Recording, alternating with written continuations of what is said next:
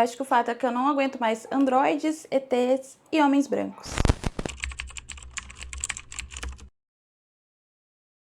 Oi gente, eu sou a Dayara do Dayara Books, crio conteúdo por aí falando sobre questões de raça, classe e gênero. E hoje eu vim falar um pouquinho mais sobre ficção científica e autores negros, aproveitando o mês de novembro, não é mesmo? Eu acho que quando a gente pensa em ficção científica, é quase que de lei a gente pensar em autores homens, brancos, héteros, cis e coisas do tipo.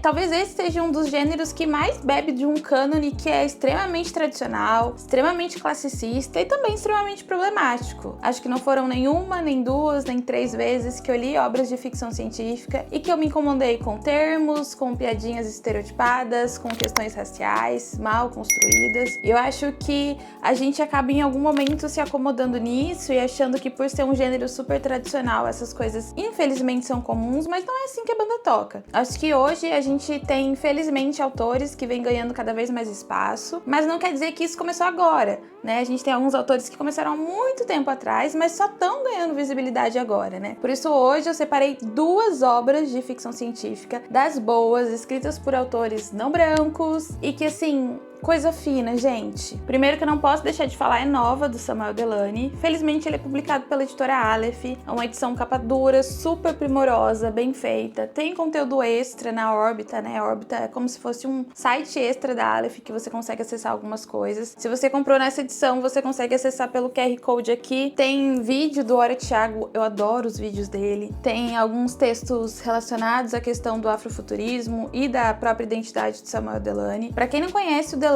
ele é um homem negro, vivo. Eu acho que isso é uma coisa muito importante pra gente celebrar. Uma coisa que me deixou muito triste quando eu conheci a Octavia Butler foi perceber como ela só foi ganhando visibilidade depois que ela faleceu. E eu falo visibilidade aqui no Brasil mesmo, de publicação, de frequentar listas de mais vendidos e coisas do tipo, né? E aí eu acho isso muito triste, porque parece que a gente tá reproduzindo velhos hábitos que já aconteceram com outros autores, como foi o caso da Carolina Maria de Jesus, por exemplo. Então, todas as vezes que eu falo de Samuel Delany, eu falei dele acho que 1 ou 2 anos atrás, vou falar agora de novo essa semana, todas as vezes que eu falo dele, eu, assim, preciso marcar muito que ele é um autor vivo, e a gente precisa aproveitar esses momentos, a gente precisa celebrar essas histórias, e eu acho que o reconhecimento enquanto em vida, assim, é muito importante também, principalmente pra ele, que não é só uma pessoa não branca escrevendo. Eu acho que o ativismo dele vai muito mais além. Pra quem não conhece, o Delany nasceu nos anos 30, se não me engano, em 34. Ele é professor, crítico literário, é um dos grandes expoentes do afrofuturismo. Ele fala muito sobre a defesa da língua, a defesa da linguagem, mas ele fala de outras coisas também. Ele é um homem que é pertencente à comunidade LGBT e ele coloca essa representação principalmente nas obras dele, que eu acho muito importante, assim, não é nada forçado. É só um universo sendo criado com a maior naturalidade do mundo,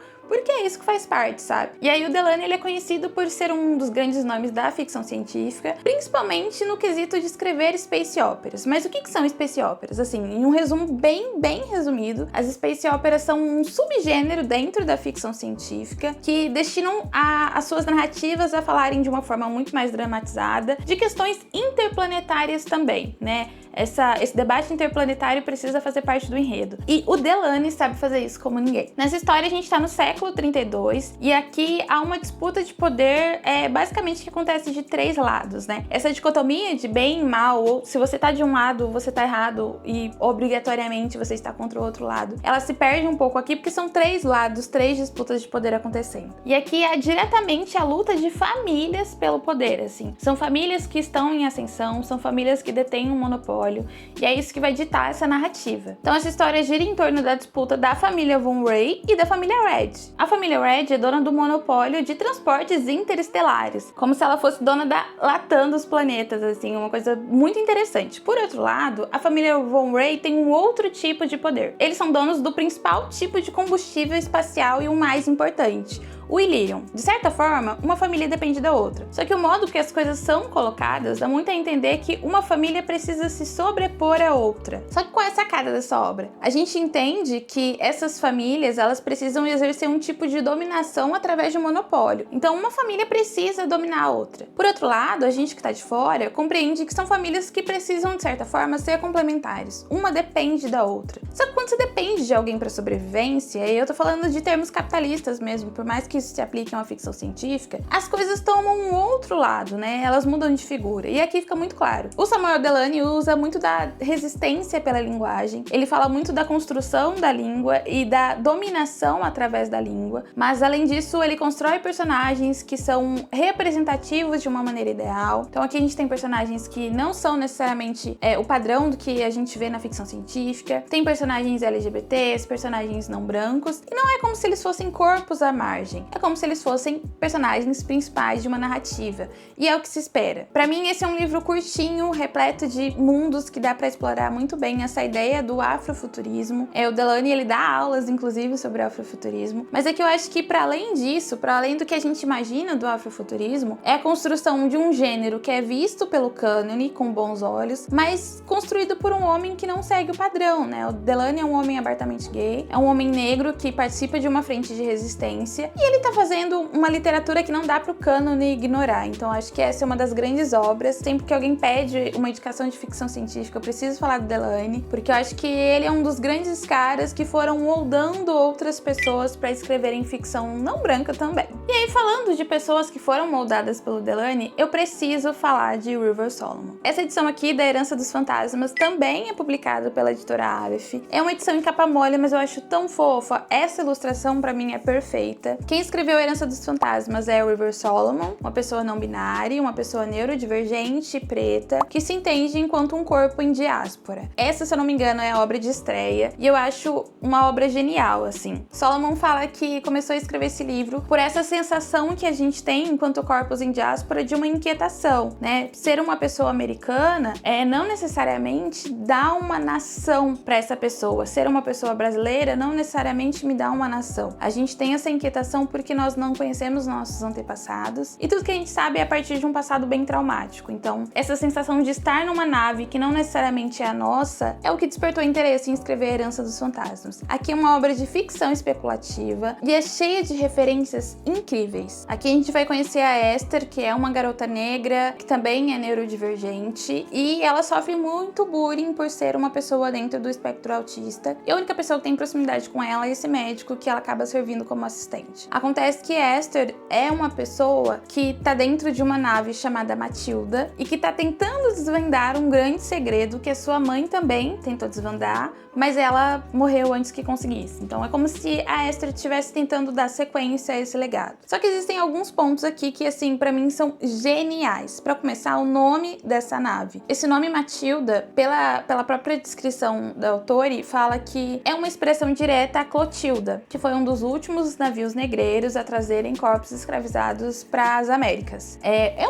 uma definição literal, assim, uma homenagem literal, mas não quer dizer que a nave inteira seja baseada no Clotilda. Mas é mais uma forma de mostrar como as referências elas aparecem ali diretamente. Por mais que seja uma obra de estreia, uma obra curtinha, que tá andando agora, dando seus primeiros passos na ficção especulativa, é muito interessante como o River Solomon consegue trazer críticas muito ricas aqui. Então, esse é um livro que vai falar muito sobre críticas sociais, vai falar sobre aspectos de corpos neurodivergentes na literatura e como a ficção científica é um espaço diverso para debater sobre essas coisas, vai falar sobre questões raciais, e eu acho que quando a gente vê essas coisas, a gente percebe que não é só a representatividade pela representatividade, ou porque as coisas agora precisam dessa diversidade. É justamente um interesse em naturalizar a vivência desses corpos também na literatura. Se a literatura é reflexo do que a gente está vivendo, então nada mais justo que todo mundo seja representado de maneira ideal, não é mesmo? E assim, obviamente, eu poderia falar de Octavia Butler, poderia falar de outros autores que escrevem ficção científica, só que eu acho que existem algumas coisas que são até perigosas na hora da gente falar desses autores, que é muito fácil a gente cair num tipo de estereótipo que vai rondando a vida toda. Eu acho que o maior dos exemplos, e pra mim foi uma surpresa em 2024, foi quando uma amiga minha foi dar uma palestra comigo sobre Kindred. Eu fui falar dos aspectos do terror e ela foi falar sobre aspectos do afrofuturismo. A Gnaya deu a palestra inteira tranquilíssima e no último minuto ela simplesmente virou pra todos os ouvintes e falou: então,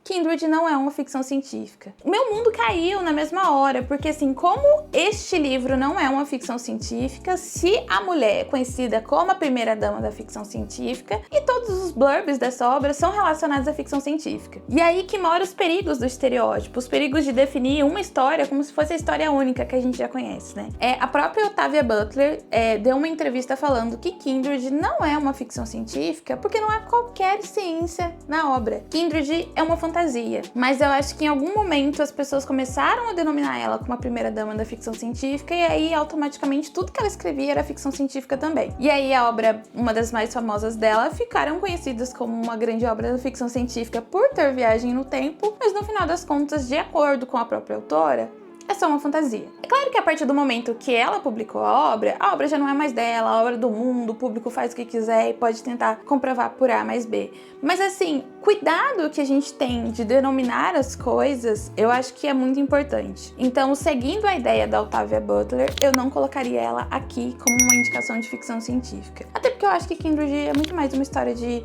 horror social, como classificam hoje, do que qualquer outra coisa. Eu acho que essas duas indicações, tanto do Delany como de River Solomon, são indicações que se completam entre si, né? O Delany é um cara que ele vem há muito tempo escrevendo ficção, ele é um crítico literário muito, muito incrível, ele dá muitas palestras, tem algumas palestras dele em inglês sobre afrofuturismo, são riquíssimas, eu acho essa edição de Nova poderosíssima, os vídeos que tem na órbita me ajudaram bastante. Por outro lado, eu vejo o River Solomon como se fosse um complemento a essa trajetória do Delany, né? Então, pra mim foi uma experiência muito gostosa ler ele e depois partir pra Herança dos Fantasmas. E por isso que eu quis trazer essa indicação em dose dupla. Essas são as minhas indicações de ficção científica pra novembro. Eu espero que você tenha gostado desse vídeo. Se você tiver mais indicações de autores não brancos, deixa aqui, por favor, que eu vou adorar saber. Um beijo!